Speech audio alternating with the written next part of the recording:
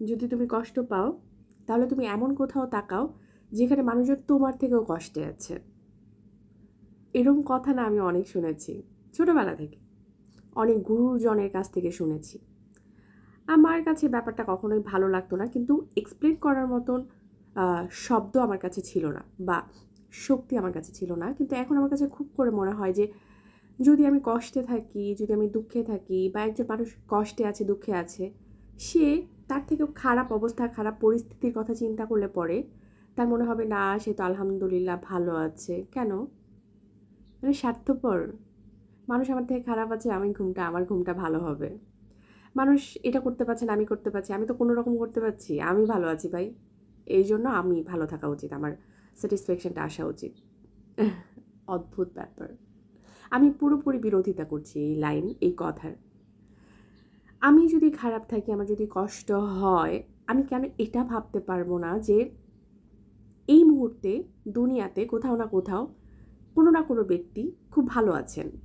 কেউ হয়তো এমন নিউজ পেয়েছেন যে তিনি দীর্ঘদিন ধরে অসুস্থ ছিলেন, কিন্তু ডাক্তার তাকে বলেছে এই মুহূর্ত থেকে আপনি সুস্থ হয়ে গেলেন, আপনার রিপোর্ট সব ভালো এসছে।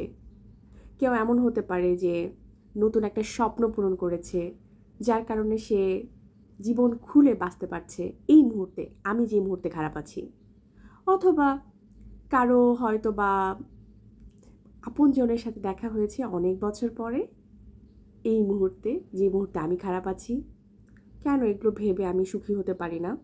কেন এগুলো ভেবে আপনি সুখী হতে পারেন না?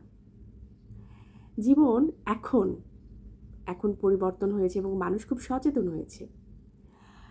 একটা ব্যাপার আমার কাছে খুব মনে হয় যে আসলে আমাদের চিন্তা ভাবনা পরিবর্তন হয়েছে। তারপরেও একটা ব্যাপার যেটা খুব দরকার আমাদের মধ্যে, যে মানুষের ভালোটা দেখে সহ্য করার ব্যাপারটা, ধৈর্যের ব্যাপারটা। আমরা তো ধৈর্য সবাই যার মতন করে বাড়ানোর চেষ্টা করি, তাই না? ধৈর্য বাড়ানোর একটা একটা প্রথম ধাপ হচ্ছে যে আপনি অন্যের সুখ কতটা সহ্য করতে পারেন, এবং যে মানুষটি হাসতে পারে না সে যদি অন্যের সুখ দেখে হাসতে পারে, তার মানে একটা ভালো মানুষ হিসেবে আপনি নিজেকে পরিচয় করিয়ে দিতে পারেন মানুষের কাছে। এটা খুব ইম্পর্ট্যান্ট।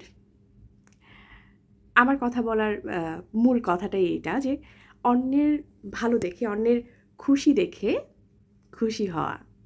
বাচ্চাদের খিলখিলিয়ে হাসি দেখে হাসেন না এমন মানুষ খুব কম খুঁজে পাওয়া যাবে। প্রত্যেকটা মানুষ খুব আনন্দ পায় বাচ্চাদের মনের আনন্দ দেখে, কিন্তু প্রাপ্তবয়স্ক কারো খুশি দেখে আমরা সহ্য করতে পারি না, হাসতে পারি না।